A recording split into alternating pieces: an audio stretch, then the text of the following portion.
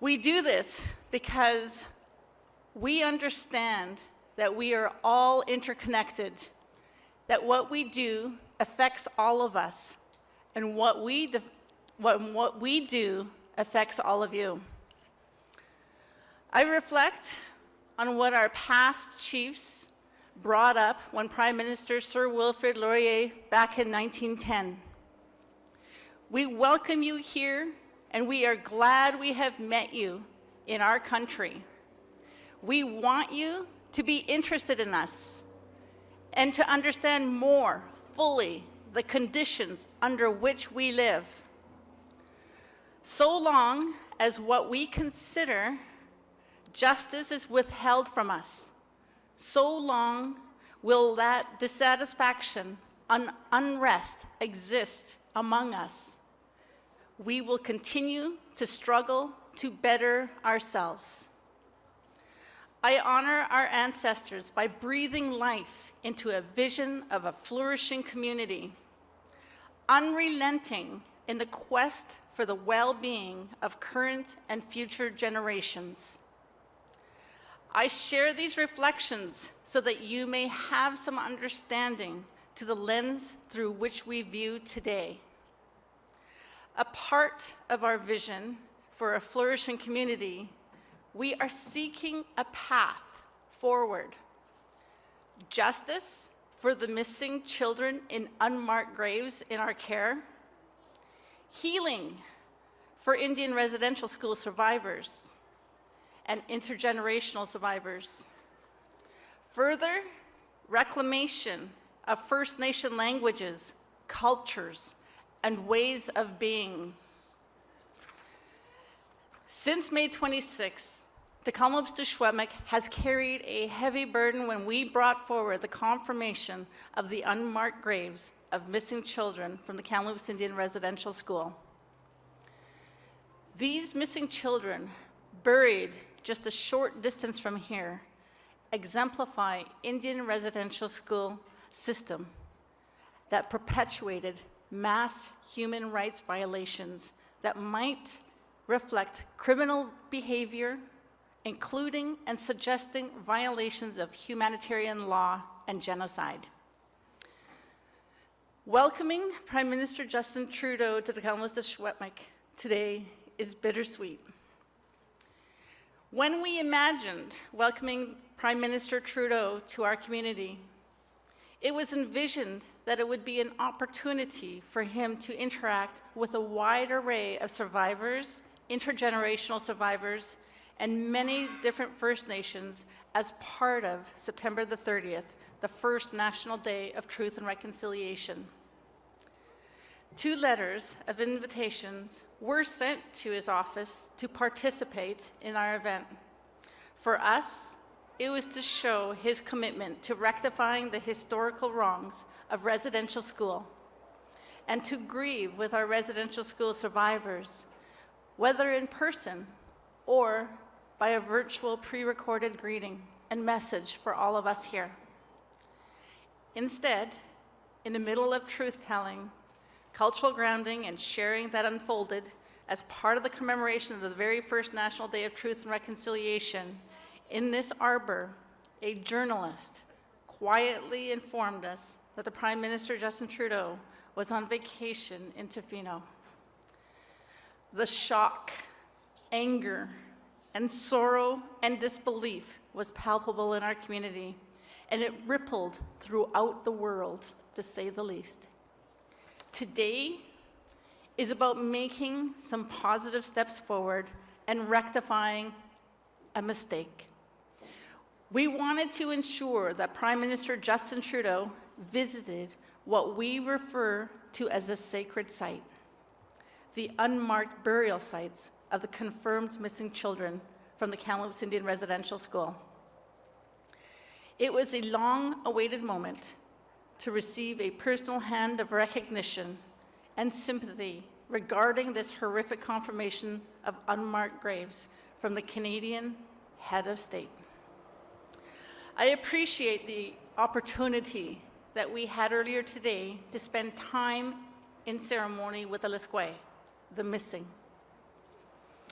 Out of deep love and respect for the missing children in our care, we refer to them as the Liskway, which means the missing in Secwepemc. Our community continues to navigate the complexities of the impacts following the horrific confirmation of the Liskway. Tk'emlups to Secwepemc's heart-wrenching news was the first of the wave of confirmations of unmarked graves, as other residential schools have now confirmed similar findings, with more that we know will be coming to light. We have been clear in our needs to undertake this very important work that honors the Liskway and will hopefully bring comfort to their families and their home communities. We continue to advocate for full, unfettered access to student attendance records. We also recognize the urgent need for a Secwepemc Healing Center. We need the capacity to ensure the resources and technical expertise to complete the work of identifying all the Liskway in our care, as we have only completed a small portion of the former Tk'emlups Indian Residential School grounds. Each of these will directly contribute to the current and future well-being of our community members and are each aspects that Prime Minister Justin Trudeau has to support towards affecting real change. Tk'emlups to Secwepemc seeks peaceful resolution to a long legacy of wrongs that were perpetuated through the Indian Residential School. In particular, we seek to bring honor and dignity to the children that were literally cast aside in unmarked burial sites. Prime Minister Trudeau, as your office just finished an election, now is the time to commit to the long road ahead to bring healing, peace, and restitution to all affected by Indian residential schools. Cook's Jam.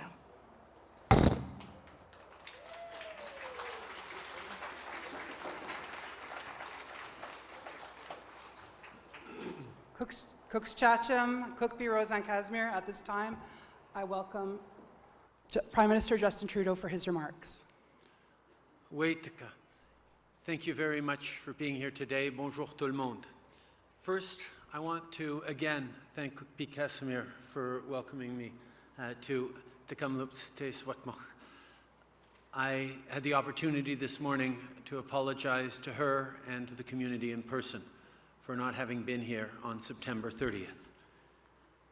This morning we had an important and necessary conversation about how we, not just as Canadians, but as an entire country, move forward given the reality of residential schools and the ongoing tragedy that continues to color not just our past, not just our present, but unfortunately also our future. This morning, I was reminded of sitting in the same community center, the same place that I had visited just before the election in 2015, where I first learned of the memorial presented to Wilfrid Laurier back in 1910, that sketched out a path of what wasn't called reconciliation then, but a path forward for the country that would see Indigenous and non-Indigenous people share and partner and build a better future for everyone. As we know, that was not the story of the 20th century in terms of relations with Indigenous peoples and the government.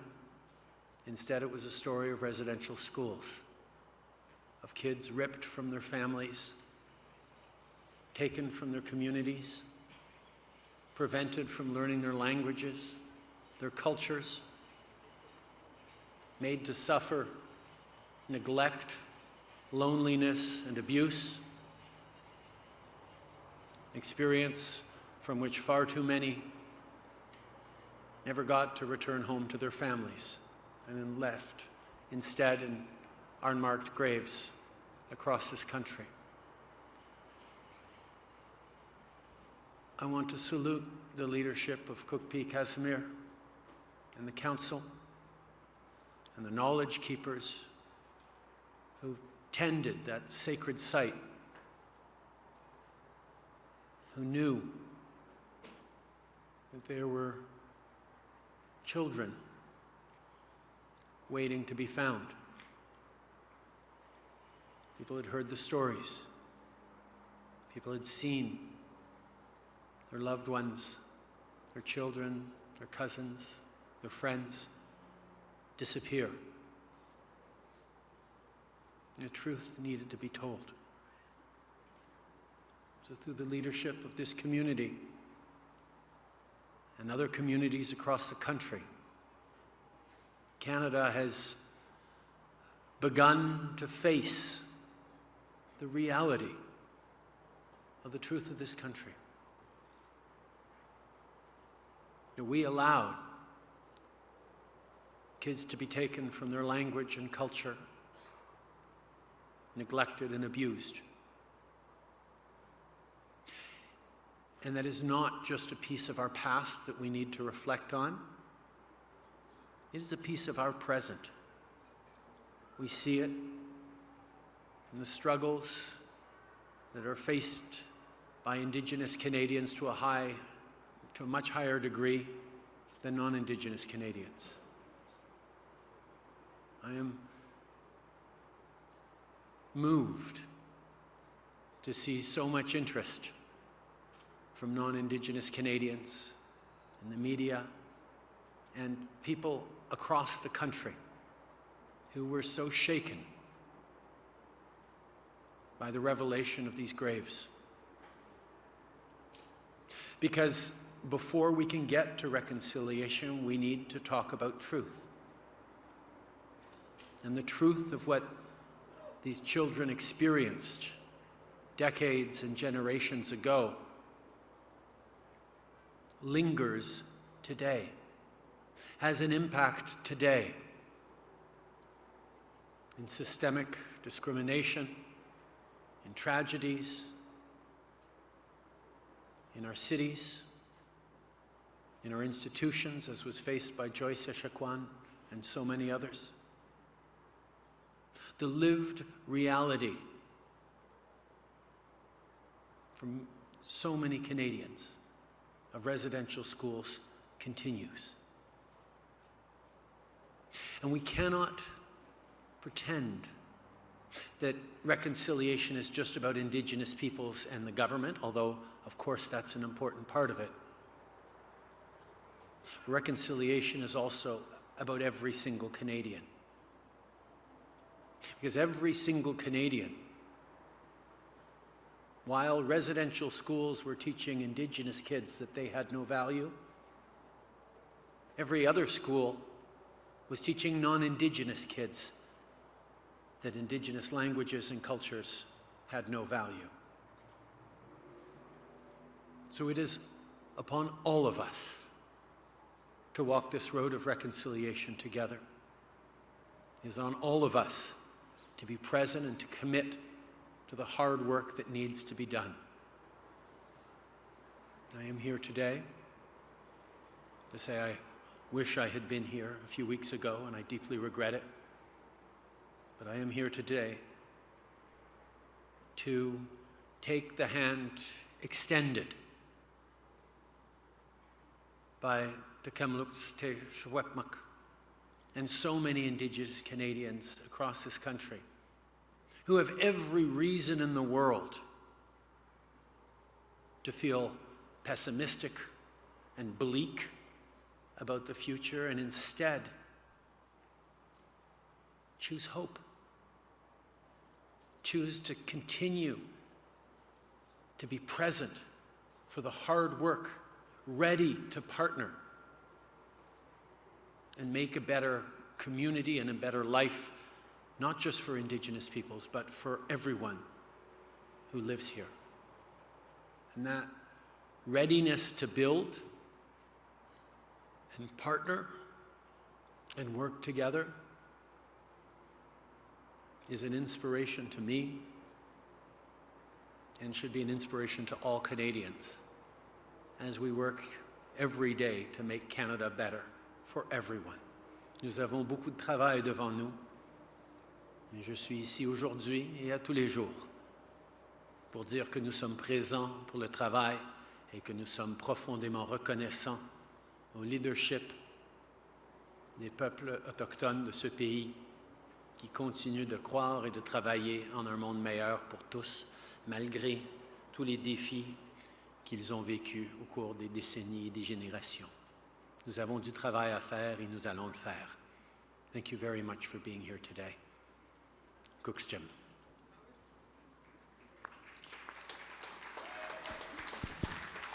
Merci infiniment, Premier Ministre Justin Trudeau. Thank you, Tk'emlups, to Prime Minister Justin Trudeau. At this time, we're going to go to questions. As I said, for media present is over here to the left. The line can start over here. While we're getting media coming to the microphone, I'm going to go first online. The first question is from Dylan Robertson of the Winnipeg Free Press with a question for Prime Minister Justin Trudeau. First Nations bands in Manitoba say that they have spent months trying to access federal dollars for burial sites research. The Crown Indigenous Relations Department said just 9 groups have access to funding, even though 58 have submitted applications and another 117 have inquired about the funding. Is this process going fast enough for you, or will you put more resources to help the communities access this funding? Prime Minister? This process is unbelievably important. Before we can get to reconciliation, we need to get to truth. We need families be able to grieve and to heal. And to do that, we need to support them in every way we can. We have put forward resources, millions of dollars, and will continue to work with every and any community to make sure they have the resources necessary to do what they need to do, to identify, to recover, to grieve, and to heal. I know that requests have been coming in from across the country, and the Ministry of Indigenous Services has been working extremely hard to deliver those necessary resources. And as I've said, we will be there with as much as is necessary to be able to get closure and to move forward right across the country. Tk'emlups will now go to the microphone. Please identify yourself, your full name, and your media outlet. Again, only one question, no follow-ups, and we will cut you off. Thank you. Hello, my name is Ben Milger. I'm with CTV News Vancouver. Secwepemc Nation, thank you for inviting us here to witness this important meeting. Prime Minister Trudeau, leaders demonstrate their priorities through their actions, and then it's up to people to decide if what they see reflects their own values. With that in mind, what do your actions on September 30th say to Indigenous people in this country who are yearning for a leader who can move forward with meaningful reconciliation? Thank you.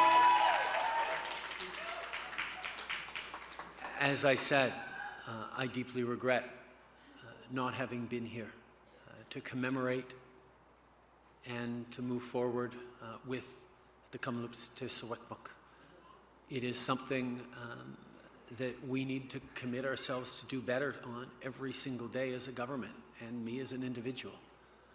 Over the past 6 years, we have developed an approach in partnership with Indigenous peoples that has led to many improved outcomes, from ending 118 long-term boil water advisories to delivering new and refurbished classrooms for tens of thousands of kids across the country. But there is so much more to do. And we will always be there to do that work. And I am deeply grateful to Secwepemc Nation for having welcomed me here today. to listen to survivors, to learn, to commit myself to work forward. After September 30th, she could have chosen to turn her back on me and on the federal government. The community could have said, you know what, we don't need to deal with you anymore. And yet, she reached out and she said, please come and listen and learn, and we will walk this path together, and that is why I'm here.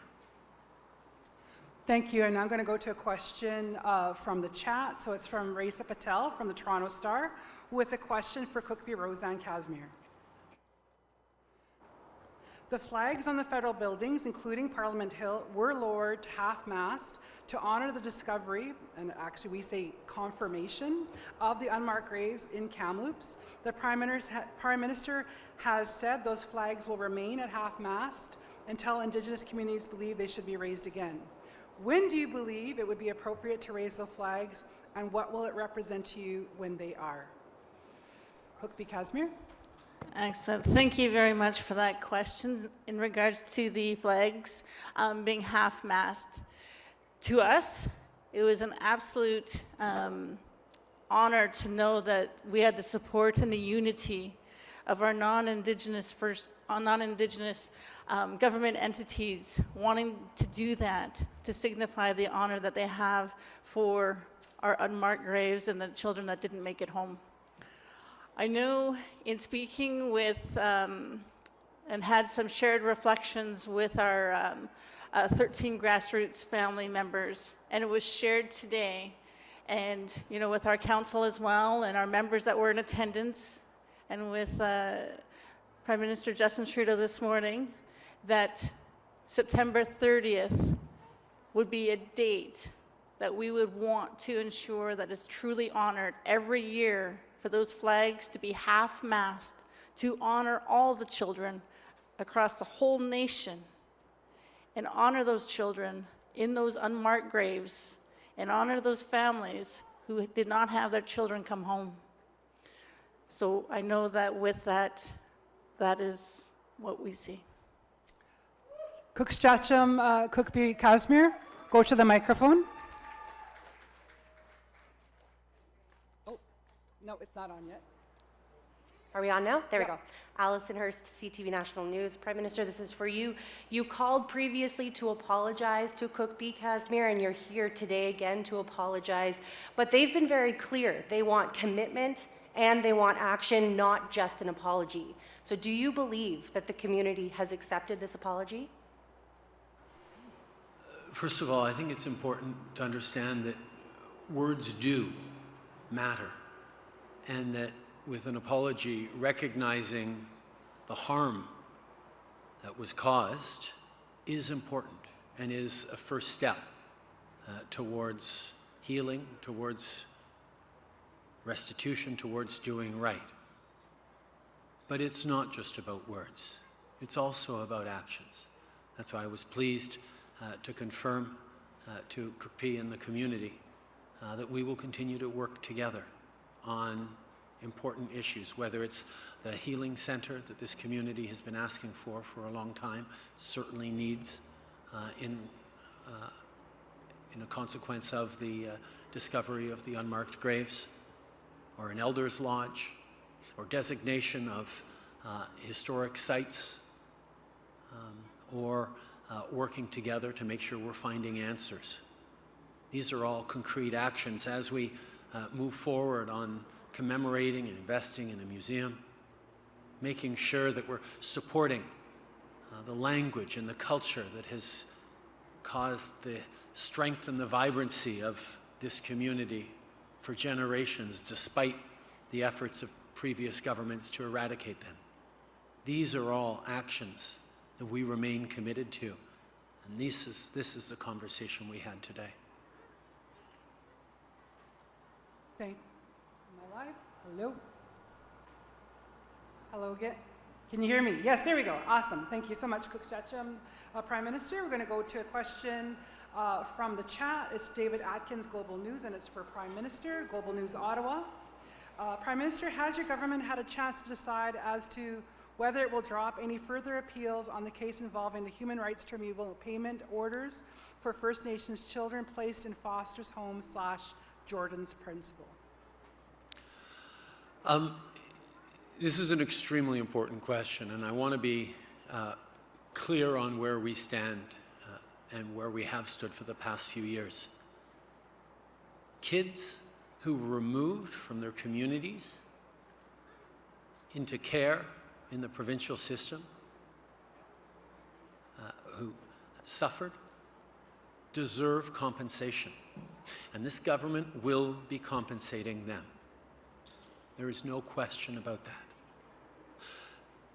But at the same time as we do that, we need to make sure that we are also moving forward to make sure that today and tomorrow and next year and in 10 years, kids at risk no longer are removed from their communities, from their culture, from their language. That they are able to be supported within their communities, in their identity.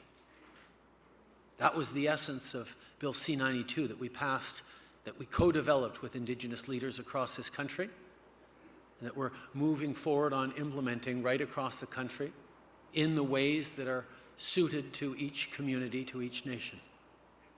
That's the path we need to walk. Not only do we need to compensate for the past, we need to make sure we're preventing the need for compensation because we're removing the harms and the injustices in the present and into the future.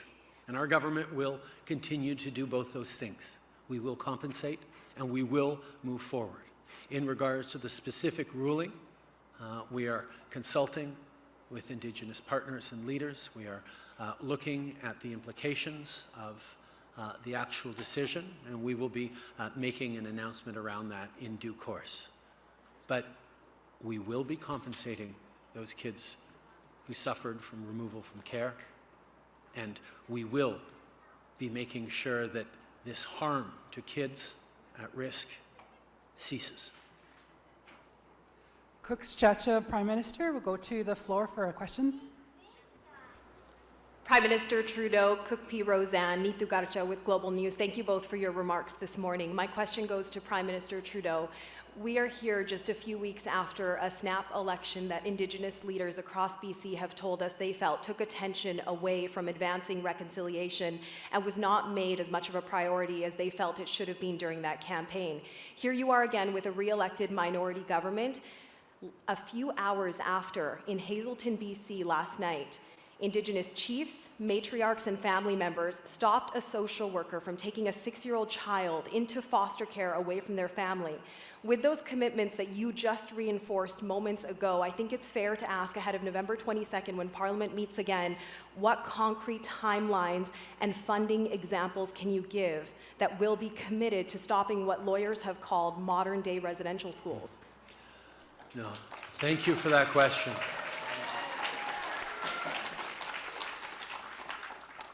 We're here today to commemorate and remember the 215 plus kids who attended residential school just up the hill from here over the past many decades and generations and who are never returned to their families.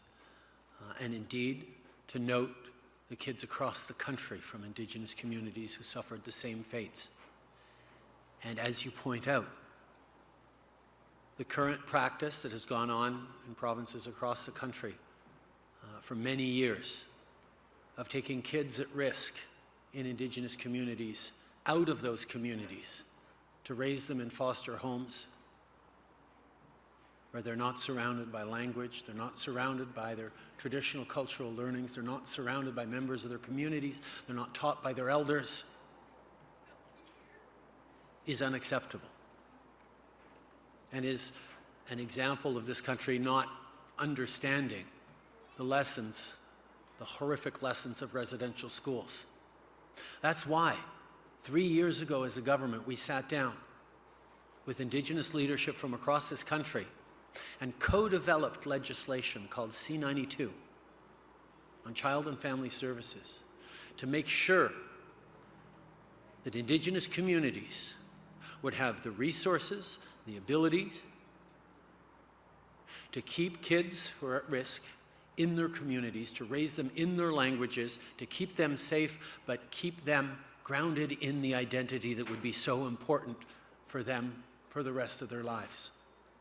Now, it has been 3 years since we've worked on that, and we have begun signing agreements. The first one, notably, was with Cowessess First Nation in Saskatchewan, where, following the lead of Tk'emlups, unmarked graves were found.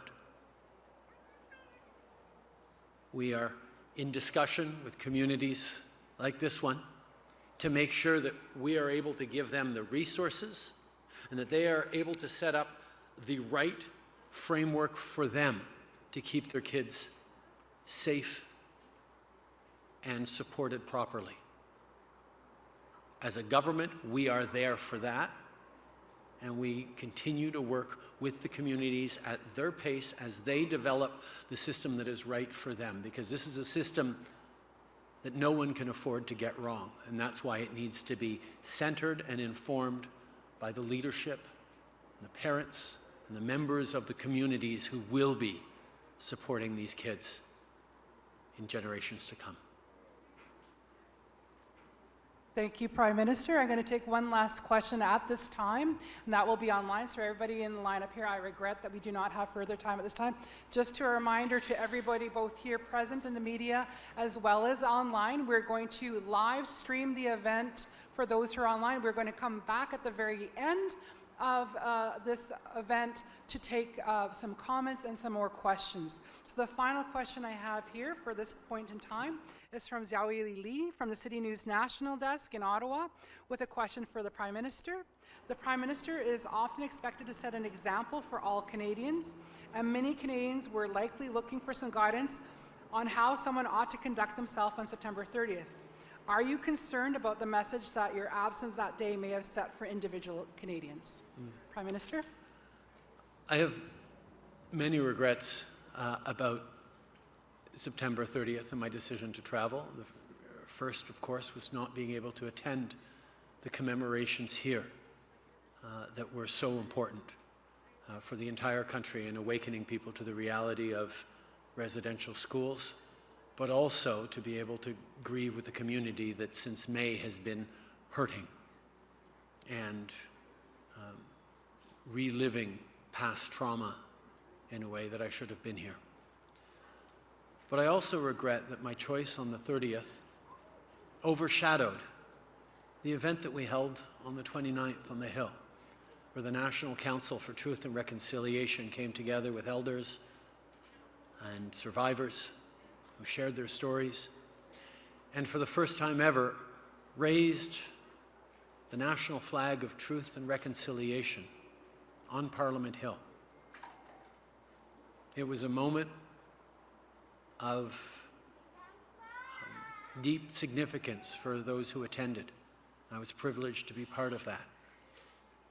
And unfortunately, it was overlooked because of a decision that I made that I shouldn't have made.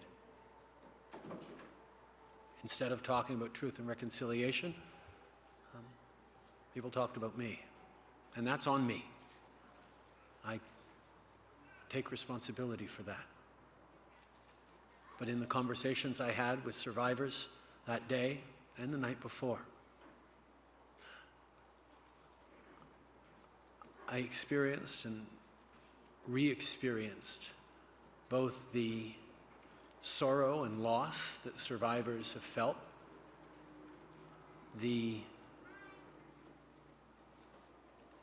sense of worthlessness that residential schools were designed to impart upon Indigenous children.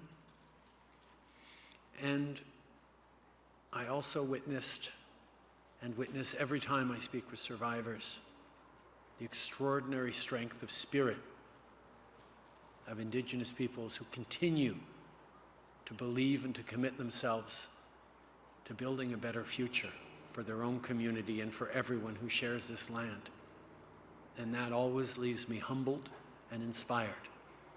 and on September 30th, where going forward, Canada will always lower its flags to half-mast, and where we will always fly the flag of truth and reconciliation designed by the National Council of Truth and Reconciliation. There will be an opportunity for all Canadians, non-Indigenous Canadians, to reflect on the country we live in, the actions that have led to the present day, but also the future we need to build together.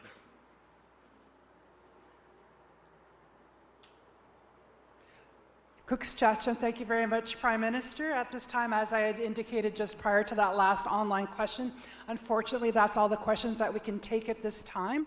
We're now going to go more to the public event, and for that, for all media present, we're appreciated that you need to look after your cameras during this media time, but we're going to ask now that you please disperse so that people in the stands can see, because right now you're blocking everybody's view.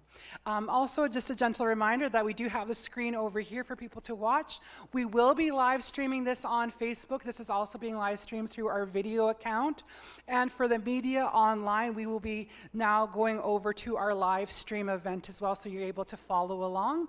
Again, if you didn't hear already, our AV person is Mike at Lee's Music. He put his email in the chat, so for any media looking for audio or video from today's event, please email him directly with your request. Again, I'm going to say it one more time for everybody standing. If you could please disperse into the stand so that people can see and be able to fully participate in today's event.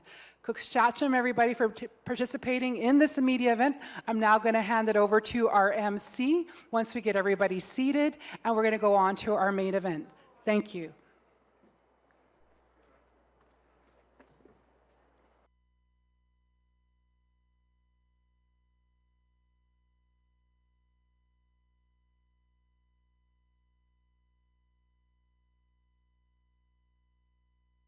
Recording stopped.